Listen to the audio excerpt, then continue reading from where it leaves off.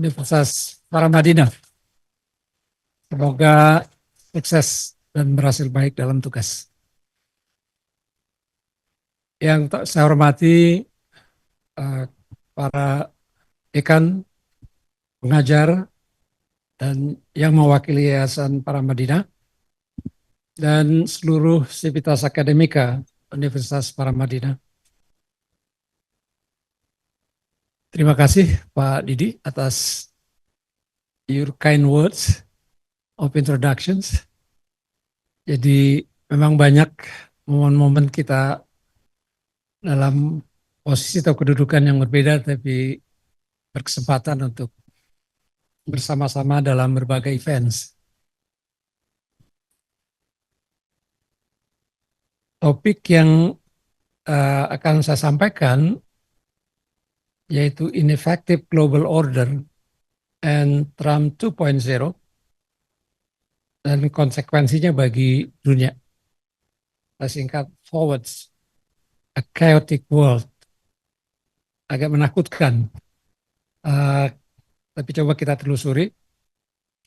Pertama, sejak Trump dilantik menjadi presiden Amerika untuk kedua kali 2005 sampai 2029, Trump sering membuat pernyataan atau kebijakan yang sangat kontroversial, baik pada lingkup domestik maupun global.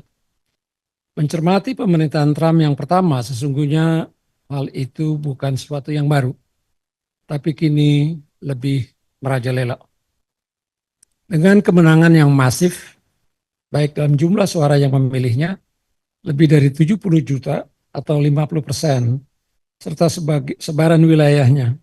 Trump dari Partai Republik memiliki 27 gubernur,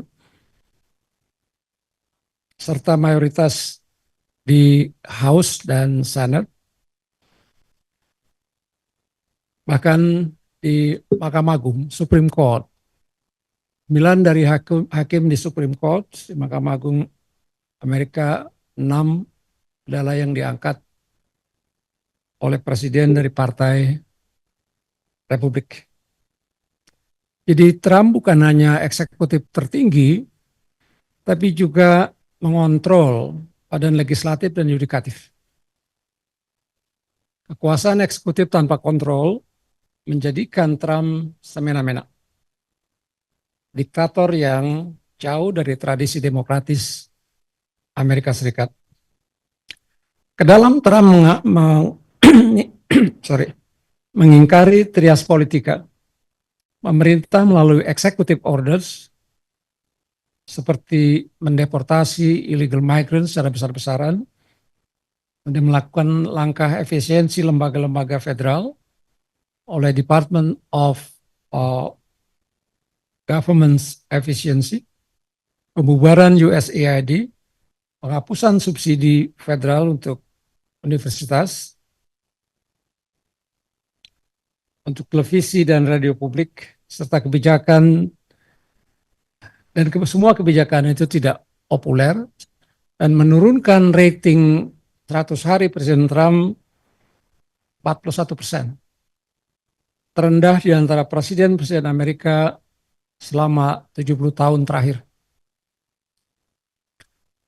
Ideologinya, kalau boleh dikatakan demikian, adalah Make America Great Again, MAGA, yang menjadi platform politik sejak masa kepresidenan yang pertama.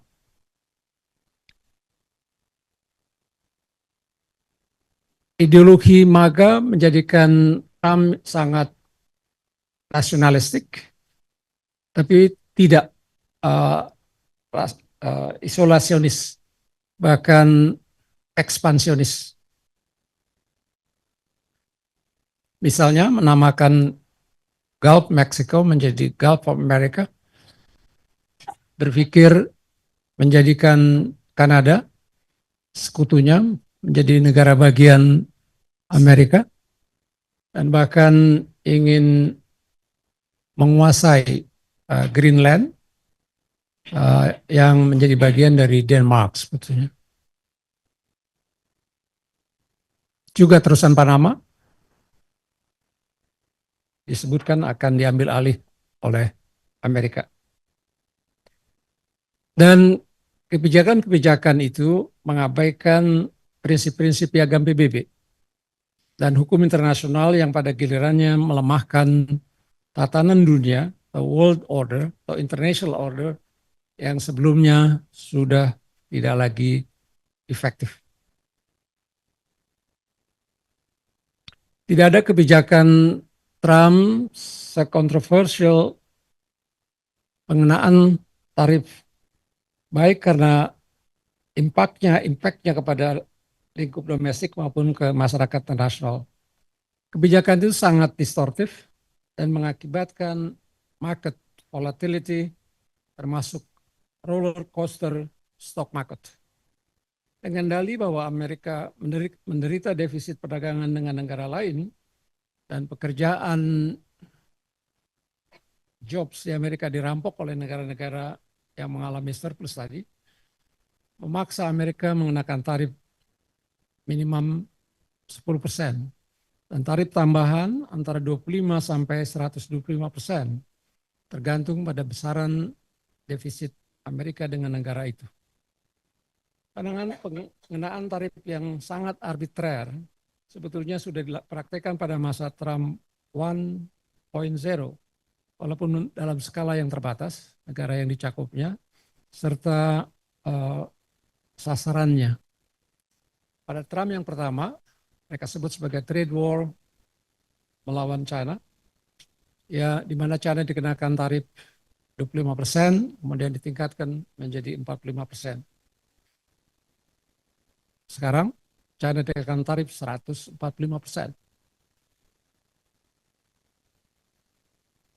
Jelas kebijakan ini melanggar aturan World Trade Organizations dan China mengadukan pelanggaran Rules of Trade ke WTO, tapi akan sia-sia karena WTO sudah dipreteli terlebih dahulu oleh Amerika Serikat sejak masa Trump 1.0 dengan melemahkan. Bahkan salah satu penasihat national security Amerika mengatakan pada waktu itu to dismantle WTO. Pertama dalam proses banding, ya, kita punya masalah dengan Jerman dalam kasus nikel, kita kalah. Presiden Jokowi melakukan banding karena pengadilan bandingnya di WTO itu 2 hakimnya tidak diisi, katakan Amerika, maka dia akan banding forever. Sama ketika kita menang melawan Jerman dalam Uni Eropa dalam kasus kelapa sawit. Kita menang, Jerman banding, dan itu juga akan menjadi banding forever. Jadi norma-norma hukum perdagangan internasional yang terekam baik dalam berbagai perjanjian sejak General Agreement on Tariffs and Trade, GATT, tahun 1947, dan WTO sejak 1995, juga menyangkut trade in services. Nah, kebijakan Trump mengenakan tarif yang melanggar prinsip trade by rules di bawah WTO pada gilirannya melemahkan the existing international economic order. Kalau kita menengok sejarah masa lalu, dari historical antecedents, sejak abad pertengahan lahir 2 world order atau international order. Sebetulnya lebih persis European order, tapi pada waktu itu Eropa adalah internasional. Jadi 2 tatanan yang kontradiktif pada abad pertengahan lahir, pertama pada tahun 1494, yang kedua pada 1648. Jadi dalam waktu 154 tahun di Eropa lahir 2 tatanan dunia yang bertentangan satu dengan lain. Dan masing-masing memang dengan latar belakang yang berbeda. Yang pertama saya sebut devilish order. yang lahir berdasarkan perjanjian Tode Hijaz 1494. Menurut perjanjian itu, Spanyol dan Portugal membagi dunia dalam dua wilayah pengaruh, the sphere of influence, di mana dari titik pulau Azores, pinggiran Atlantik, lebih dekat ke daratan Eropa, ke barat menjadi wilayah Spanyol, dan ke timur wilayah Portugal. Dan berdasarkan doktrin conquest, convert, and slave, ini fatwa dari Paus Alexander VI tahun 1493, berangkatlah misi eksplorasi Columbus, Magellan, Vasco da Gama, Cornelis de Houtmans untuk menemukan, bayangkan bahasanya, to discover, wilayah-wilayah baru. Walaupun kita tahu, misalnya ketika Portugis mendarat di Malaka tahun 1511, itu sudah ada kesultanan. Tapi dianggap wilayah terra nullius, tidak ada yang memiliki.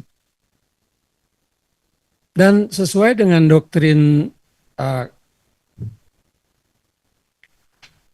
discovery, maka wilayah baru itu boleh dikuasai, dijadikan milik, dan memperlakukan penduduk aslinya yang kafir, meaning non-Katolik, sebagai objek hukum. Sehingga harta bendanya boleh dirampas dan orang-orangnya diperlakukan atau diperdagangkan sebagai budak. Perjanjian ini sungguhnya merupakan genesis, asal muasal dari kolonialisme, perdagangan budak, dan pada ujungnya rasisme dan rasialisme dan diskriminasi. The Village Order ini bertahan sampai Perang Dunia Kedua. Bahkan kita tahu setelah Perang Dunia Kedua, negara-negara jajahan baru mereka lebih banyak pada tahun 60-an. Dan selama 450 tahun lebih mengakibatkan bencana kemanusiaan yang luar biasa. Akibat penjajahan, perdagangan budak, bayangkan 12,5 juta budak diperdagangkan, 10,5 juta masuk ke Amerika Serikat. Dan kita jarang pertanyakan bahwa orang-orang dari Pulau Jawa, Jawa Tengah banyak diperdagangkan, sekarang menetap di Suriname dan di New Caledonia. Dan perdagangan itu adalah perdagangan intra antara VOC Netherlands Indies dengan VOC Karibia. Jadi ada transaksi antar perusahaan Belanda sebetulnya. Dan mereka juga memperoleh keuntungan besar dari perdagangan budak ini. Tidak hanya dari perdagangan rempah. Memerlukan seorang paus yang humanis dan menjunjung tinggi nilai-nilai perdamaian, yaitu Paus Franciscus, yang pada tahun 2023, di 2 tahun lalu, rejected doctrine of discovery. Jadi dalam jarak waktu 150 tahun, lahirlah tatanan dunia, world order yang lain. Ji, Pak, suaranya kurang jelas, Pak. Baik. Terima kasih. Ingatkan saja. Jadi sejak dengan runtuhnya Holy Roman Empire pada tahun 1512, yang sebelumnya eksis selama 1000 tahun lebih, sejak tahun 800 sampai 1806. Jadi Holy Roman Empire itu berakhir ketika diduduki oleh Napoleon Bonaparte. Dengan runtuhnya kekaisaran besar, maka kekuasaan terdesentralisasi dan menjadikan di Eropa lahir negara-negara kota, negara kecil yang berdasarkan agama, baik Katolik atau Protestan, serta berdasarkan etnik tertentu atau kombinasi keduanya. Karena itu Eropa mengalami perang 30 tahun. 1618 sampai tahun 1648 yang mengakibatkan seperempat penduduk Eropa sirna. Karena itu perundingan damai di Westphalia di negara bagian Bavaria, Jerman, selama 2 tahun yang menghasilkan perjanjian Westphalia 1648. Nah, prinsip-prinsip Bapak bisa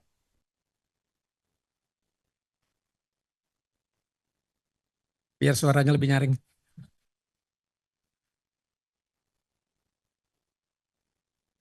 Ini tatanan dunia yang pertama.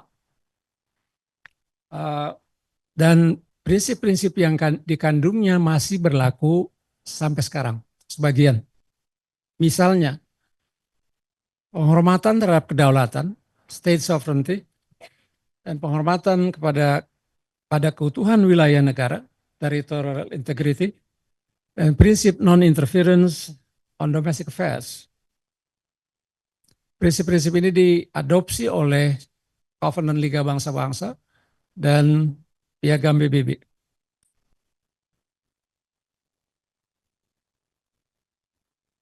Negara dan nation state menurut Henry Kissinger sangat kompetitif.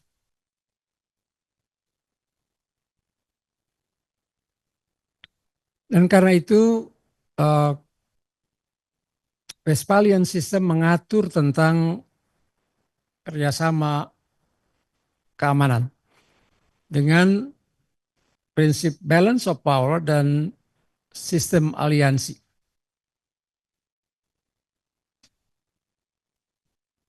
Sistem ini bekerja relatif baik sampai dengan munculnya Jerman sebagai kekuatan baru, superpower baru di Eropa setelah Jerman mengoper alih Inggris sebagai kekuatan ekonomi terbesar di Eropa waktu itu. Dengan kekuatan ekonominya, Jerman memodernisasi angkatan bersenjata, dan karena itu Jerman berubah perilakunya menjadi lebih asertif dan lebih agresif, termasuk menduduki jajahan-jajahan negara Eropa lainnya seperti Namibia dan Libya. Perubahan balance of power dan sistem aliansi inilah yang sungguhnya menjadi alasan mengapa Perang Dunia Pertama terjadi 1914 sampai 1918. Ada perbandingan yang kurang nyaman dengan munculnya China pada tahun 2000 menjadi kekuatan ekonomi kedua terbesar mengoper alih Jepang, dan dengan begitu memodernisasi angkatan bersenjatanya sehingga sejak 2000-an China menjadi superpower baru. Karena dia memiliki dua kekuatan ekonomi dan kekuatan militer yang mungkin lebih besar lebih kuat dibandingkan Uni Soviet dulu yang dari segi persenjataan dan militer unggul, tapi ekonomi Soviet Union sangat lemah.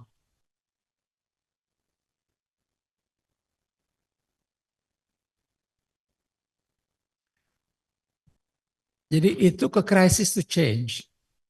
Memerlukan sebuah krisis besar untuk merubah ketentuan-ketentuan atau sistem tatanan dunia. Karena itulah setelah dibentuknya Liga Bangsa-Bangsa pada tahun 1920, sistem keamanannya dirubah menjadi collective security. Yaitu ketika satu negara diagresi oleh negara lain, maka negara lain anggota Liga Bangsa-Bangsa sepakat untuk memerangi negara agresornya. Tapi ketika Italia pada tahun 1935 mengagresi Ethiopia, tidak ada negara anggota Liga Bangsa-Bangsa yang memerangi Italia. Tapi juga ketika Jepang menduduki Manchuria pada tahun 1931, tidak ada negara anggota Liga Bangsa-Bangsa yang lain yang memerangi Jepang. Jadi pertama karena Liga Bangsa-Bangsa tidak memiliki satuan atau kekuatan bersenjata Dan karena itu sangat tergantung pada kemauan dari negara anggota untuk menaati aturan itu. Collective Security Concept Liga Bangsa-Bangsa ini mirip dengan pasal 5 dari perjanjian NATO. Kalau salah satu anggota NATO diserang, maka secara kolektif negara NATO lainnya akan memerangi agresornya.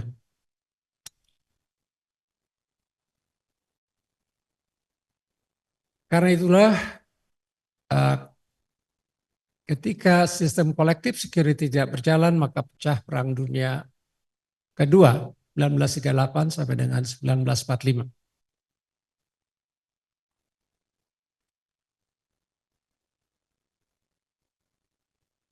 Perang Dunia Kedua menelan korban 40 juta jiwa, baik yang meninggal maupun luka-luka, baik tentara maupun penduduk sipil.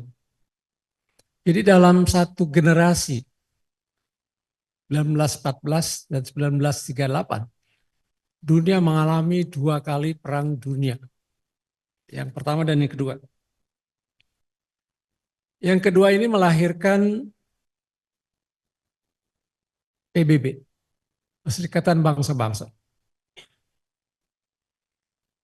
Dan lagi-lagi karena krisis besar inilah, maka tatanan dunia yang sebelumnya ada dirubah. Misalnya dari collective security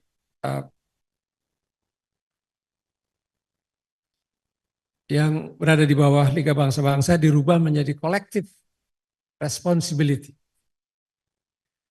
yang menugaskan kepada Dewan Keamanan untuk memelihara for the maintenance of international peace and security.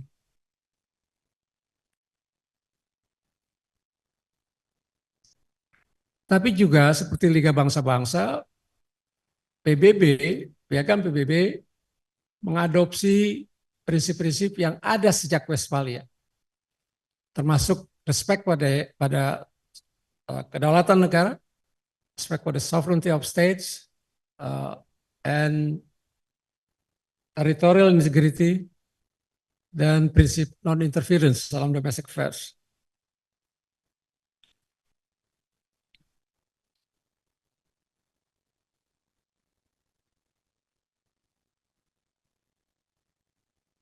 Dewan Keamanan punya mandat untuk memelihara perdamaian dan keamanan. Sistem yang dianut oleh PBB di samping mengubah collective security menjadi collective responsibility, melarang perang. Jadi perang oleh Piagam PBB itu di-outlaw, dilarang. Perang hanya boleh dilakukan untuk self-defense. Juga negara agresor bisa diperangi.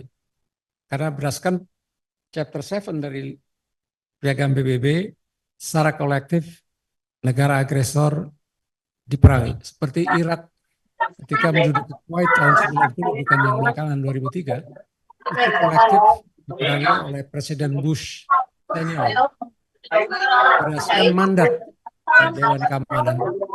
Tapi ketika Amerika menyerbu Irak, setelah Irak menduduki lagi, pan football melakukan tindakan pihak secara unilateral tanpa persetujuan Dewan Keamanan PBB. Dan ini juga merupakan pelanggaran dari ketentuan piagam. Tapi secara politik, kenyataannya bahwa might is right. Siapa yang kuat dia bisa merasa selalu benar.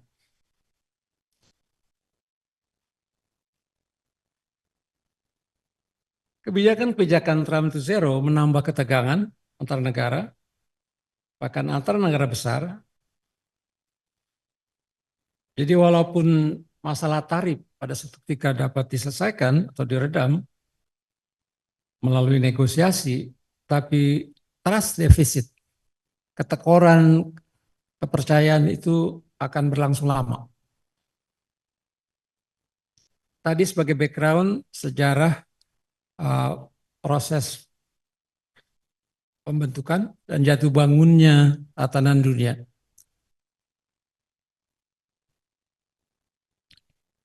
Karena itu belajar dari sejarah, maka tatanan dunia yang didasarkan pada piagam PBB, kita tahu tadi banyak pelanggarannya, banyak penyimpangannya. Karena itu sejak tahun 1995 sudah dimulai upaya mereformasi PBB. Saya mulai ikut dalam proses ini sampai menjelang tahun 2000. Dan saya sampai pada kesimpulan tidak mungkin akan berhasil melakukan reformasi dari tatanan dunia yang kita miliki sekarang. Lagi-lagi, it takes a crisis to change.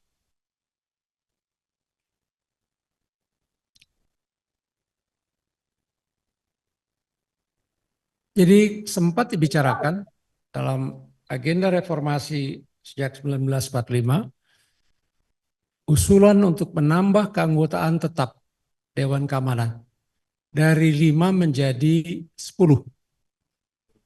Agak arbitrer, karena dari penambahan itu 8 dialokasikan untuk masing-masing kawasan, dari Amerika Latin, Brasil dan Argentina, dari Afrika Selatan dan Nigeria, dan dari Asia, India dan Jepang, dari Eropa, Jerman. Australia pada masa itu sempat mengusulkan agar Indonesia duduk sebagai anggota tetap Dewan Keamanan. Dan dalam sambutan saya di Majelis Umum yang saya beri judul Democratic Response, saya memperkuat argumen perlunya Indonesia dipertimbangkan duduk sebagai anggota tetap Dewan Keamanan. Pertama, peranan aktif Indonesia dalam peace and security di kawasan, dan bahkan di Asia Timur melalui ASEAN dan East Asia Summit, dan peran Indonesia dalam penyelesaian konflik melalui negosiasi dan dialog seperti di Kamboja 1988 melalui JIM 1 dan JIM 2. Kemudian di Filipina Selatan, saya dan Bu Yuli, Duta Besar Yuli, belusukan di Filipina Selatan, berbagai tempat aneh dalam proses perdamaian. Saya dalam kedudukan sebagai Ketua Komisi Gabungan atau Mixed Committee. Dan proses 3 tahun ini menghasilkan perjanjian damai, Manila Peace Agreement. Juga argumen bahwa Indonesia adalah negara berpenduduk Muslim terbesar di dunia. Sorry, saya ulangi. Terbesar di dunia, juga sebagai negara demokrasi terbesar ketiga di dunia, dan berpenduduk keempat terbesar di dunia. Tapi semua argumen dan usulan itu tenggelam bersama tenggelamnya proses reformasi itu sendiri. Jadi sejak berakhirnya Perang Dingin pada tahun 2000 yang berlangsung sejak 1948 sampai 1989, kita ingat tembok Berlin runtuh pada November 1989 dan menjadikan Amerika menjadi satu-satunya negara adikuasa, superpower. Tapi lebih parah lagi dengan 9/11, serangan teroris di New York dan Washington DC, Amerika menjadi negara yang sangat unilateralis. Seenaknya mengambil keputusan, mengabaikan PBB, termasuk Dewan Keamanan. Karena itu menduduki Afghanistan sejak tahun 2022 dan melarikan diri pada tahun 2000 berapa ya? 21 ya. Ya. Dan sejak 2003 menduduki atau melakukan agresi terhadap Irak.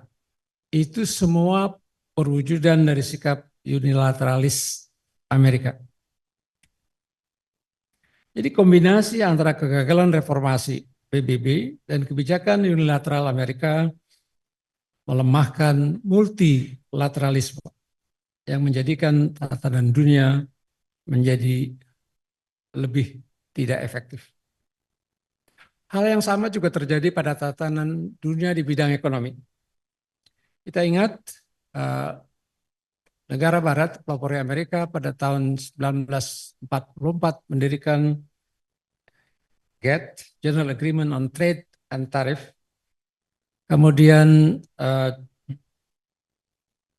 Bretton Woods Institutions, World Bank, IMF, AFC, dan Regional Development Banks yang bertujuan memajukan ekonomi pasar. Menarik bahwa di PBB itu ada dua council, ada dua dewan. Satu dewan keamanan dan satu lagi dewan ekonomi social and cultural. Tapi yang ekonominya praktis sudah di-delete dan memang tidak ada fungsinya lagi. Karena praktis dioper alih oleh Bretton Woods Institutions. Mengapa? Karena Amerika memperkirakan bahwa Soviet Union yang waktu itu sudah mulai menjadi tandingannya akan memajukan sistem ekonomi yang centrally planned. Dan juga setelah negara berkembang merdeka, sudah 50-an dan tahun 60-an, negara itu juga lebih berorientasi ekonominya pada sistem centrally planned economy.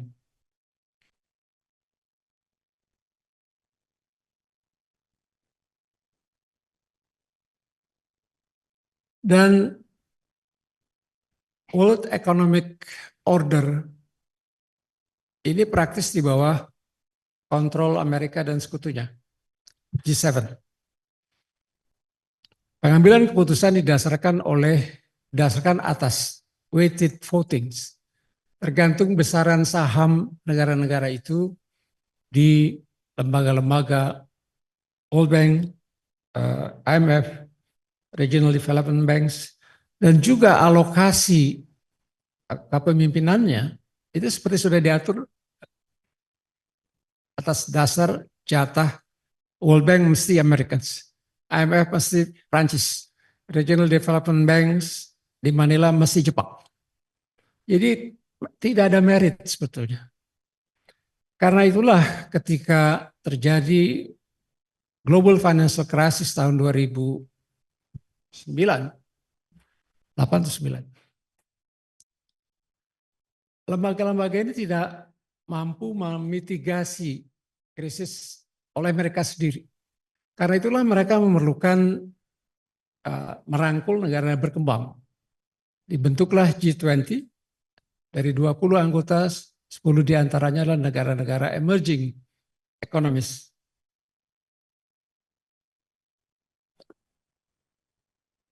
Saya ikut pada summit G20 yang kedua di London. Dalam summit itu dibicarakan kelemahan sistem internasional yang berkaitan dengan bidang ekonomi. Karena itu disepakati di London untuk mereformasi Bretton Woods Institutions. Karena menjadikan lembaga-lembaga ini lebih efektif, efisien dan efektif. Termasuk misalnya dibicarakan tentang pengangkatan direktur-direktur di lembaga-lembaga Bretton Woods juga harus melalui open recruitments. Juga promotions yang harus didasarkan pada merit.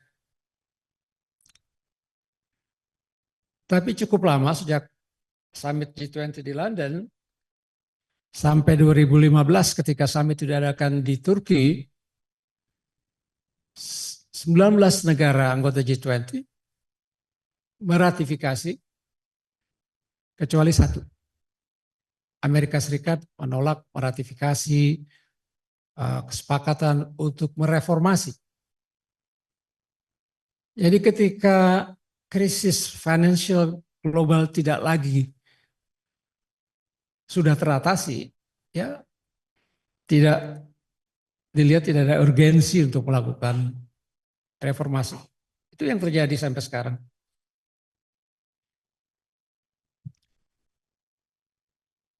lagi-lagi karena lack of crisis, maka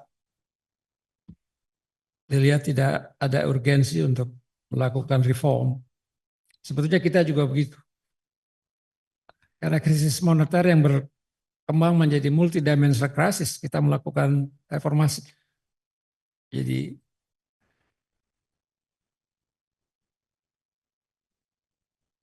kembali kalau kita bicara reformasi terhadap world order, international order di bidang political and security, tapi juga di bidang ekonomi, we go back to square one.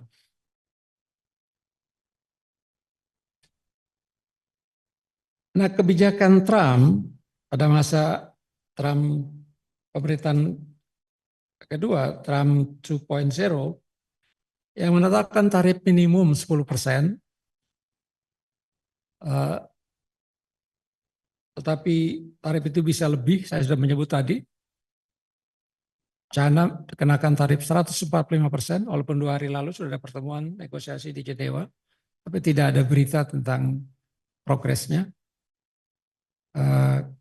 Indonesia semula ditetapkan tarif 32%, setelah kita mengirim delegasi naik menjadi 47%. Itu keberhasilan delegasi kita. Dan itu sendiri belum final, karena sebetulnya dalam masa 90 hari diharapkan negara-negara lain melakukan negosiasi dengan Amerika.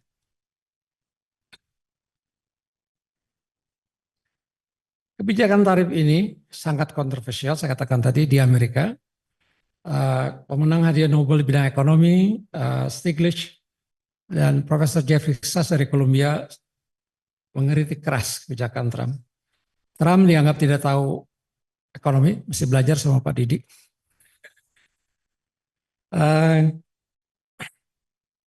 Sebab hanya menghitung defisit Amerika itu dari perdagangan barang, trade of goods, tapi tidak perdagangan jasa, services. Menurut Stiglitz, perdagangan barang Amerika itu hanya 8,2%. Tetapi trade in services, financial services, academic services, health, education, tourism, justru Amerika mengalami surplus yang besar. Tapi dia ambil segmen trade in goods yang dia memang defisit.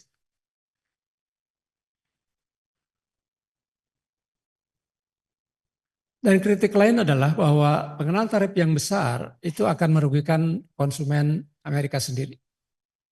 Saya lihat di sini, saya nggak beli Apple handphones itu 19 juta, hampir $1.100 ya. Tapi dengan pengenaan tarif 145% terhadap Amerika, konsumen Amerika harus membeli Apple handphones itu kira-kira 3 kali lipat dari harga di Jakarta. Jadi itulah yang menyebabkan rakyat Amerika juga protes, karena pada akhirnya yang harus menanggung beban dari kebijakan tarif Trump adalah rakyat mereka sendiri. Menarik bahwa dalam 100 hari Presiden Trump, rating Trump itu hanya 41%.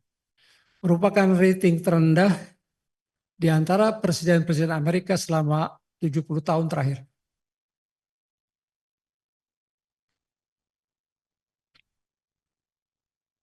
Nah, sejauh mana kebijakan Trump ini akan bertahan? Pertama harus kita lihat akan adanya midterm elections 2 tahun dari sekarang. Apabila keresahan, ketidakpuasan rakyat Amerika dicerminkan dalam midterm elections memilih anggota House dan Senate, ada kemungkinan bahwa suara mayoritas Partai Republik di House dan Senate bisa bergeser ke Partai Demokrat. Persoalannya, Partai Demokrat sendiri nampaknya tidak punya alternatif strategi. Dan sekarang Partai Demokrat juga ratingnya sangat rendah setelah kekalahan Harris pada masa pemilihan tahun lalu. Yang lain yang harus diperhatikan adalah eh, apakah pada tahun 2029 ketika masa jabatan Trump yang kedua ini berakhir, Trump akan niru Pak Jokowi untuk mencari jabatan ketiga.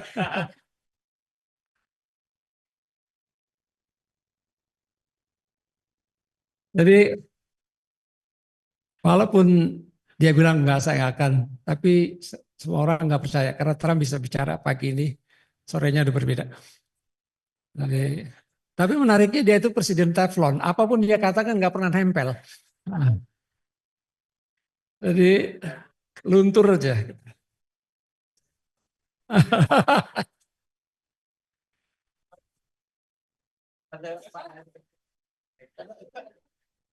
Jadi tonggak yang kita perlu perhatikan masa midterm election 2 tahun dari sekarang, kemudian 4 tahun pada 2029, dan juga dampak dari kebijakan Trump baik domestik maupun internasional.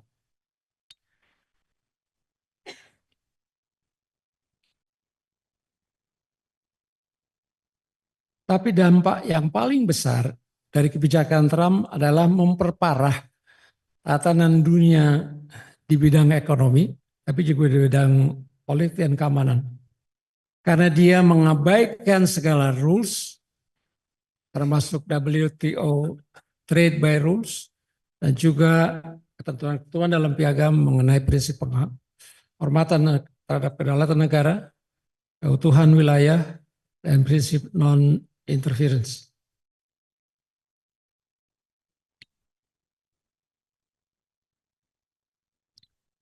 Apa proyeksi ke depan? 10 tahun ke depan, 5 tahun ke depan? Pertama saya ingin sampaikan disclaimer bahwa membuat prediksi dalam politik, apalagi politik internasional, merupakan bisnis yang penuh risiko. Dalam politik 1 hari saja bisa terbilang lama. Jadi boleh dengarkan saya, boleh tidak. Yang pertama, tatanan dunia yang kita miliki sekarang atau existing world order di bidang politik dan keamanan serta di bidang ekonomi akan terus melemah menuju chaos.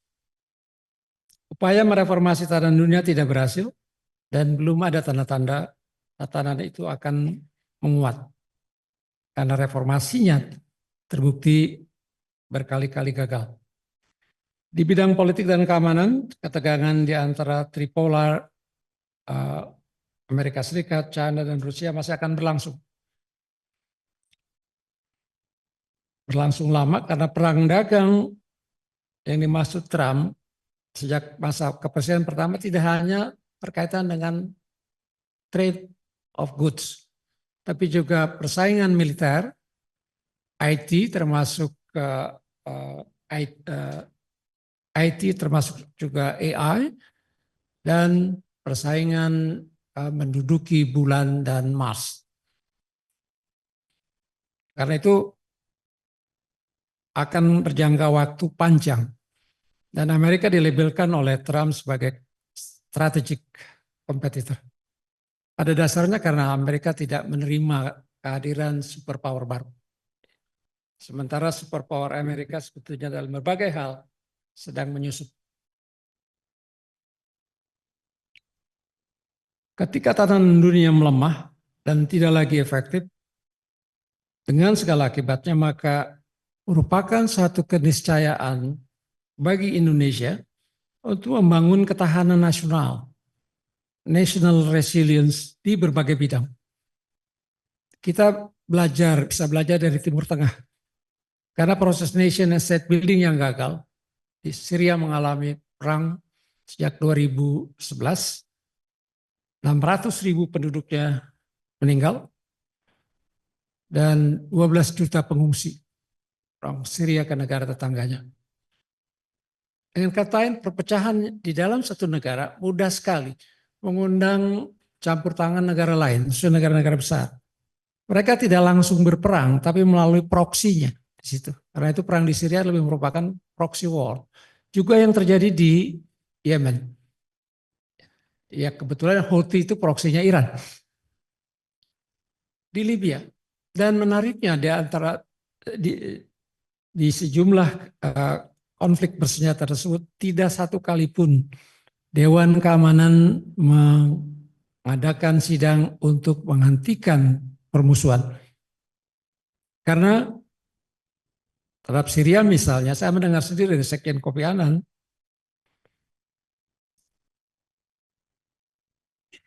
China dan Rusia tidak akan mau diakali, dibodohi lagi oleh Barat. Ketika Dewan Keamanan mengesahkan resolusi untuk memberlakukan no-fly zone di Libya, itu digunakan oleh Prancis dan Inggris tentu atas restu Amerika Serikat untuk memerangi Libya dan mengganti regime change.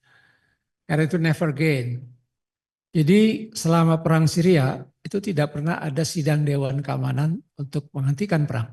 Nah, bayangkan kalau itu terjadi. Tapi juga perang di Timur Tengah harus dilihat sebagai kegagalan dari kerjasama regional. Saya mengibaratkan kalau tatanan dunia itu sebagai payung, big umbrella, payung itu sudah bolong-bolong. Di bawah payung itu berlindung 193 negara anggota dari hujan, angin, badai. Maka tanpa ada kerjasama regional yang efektif, tanpa ada regional order, maka negara-negara berkelimpangan menjadi negara gagal atau menuju gagal. Itu yang terjadi dengan Syria, Yemen, Libya, Somalia, Sudan Selatan, Sudan Darfur, sekarang ini. Tidak ada satupun yang peduli. Mungkin dalam kaitan itu dapat kita hargai lebih baik apa yang dicapai ASEAN selama 56 tahun. Karena tidak ada konflik antar negara dan bersama-sama kita menikmati suasana yang relatif aman dan damai. Dengan begitu kita memfokuskan waktu, energi, dan resources kita untuk pembangunan ekonomi. Menjadikan ASEAN sekarang the fifth largest economy in the world, heading to the fourth largest. Menjadi kawasan yang sangat dinamis secara ekonomi. Tapi betapapun lemahnya tatanan dunia, baik politik, keamanan, dan ekonomi, itu adalah tatanan minimum yang kita miliki.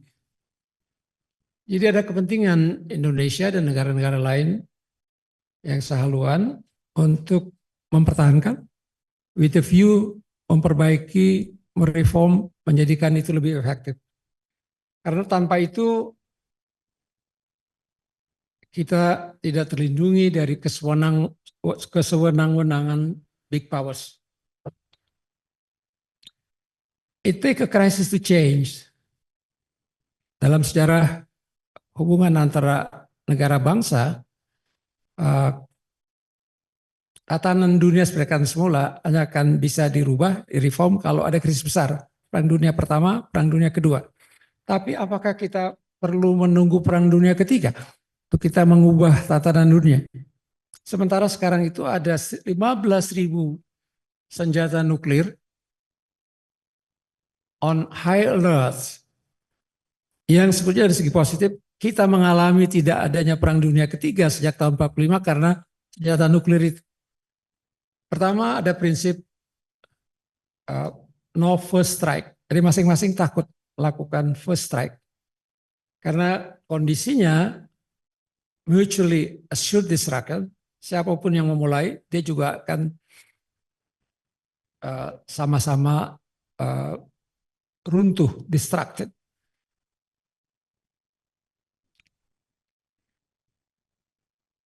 Jadi ironisnya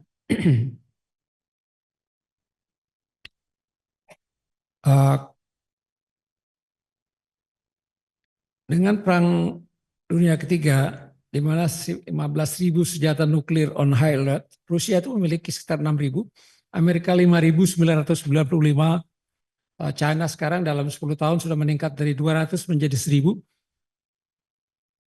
India, Pakistan, Israel, Turki, Prancis dan Inggris, tapi juga Kim Jong-un. persoalan dengan menghitung jumlah, memverifikasi jumlah senjata nuklir ini tidak bisa karena masing-masing merahasiakan dan masing-masing menolak untuk diverifikasi. Di ironisnya manusia dengan segala kecanggihannya, ternyata manusia tidak memiliki kemampuan untuk mengubah sesuatu sebelum bencana besar menghampirinya. No human ingenuity to change before calamitous happens. Terima kasih atas perhatian.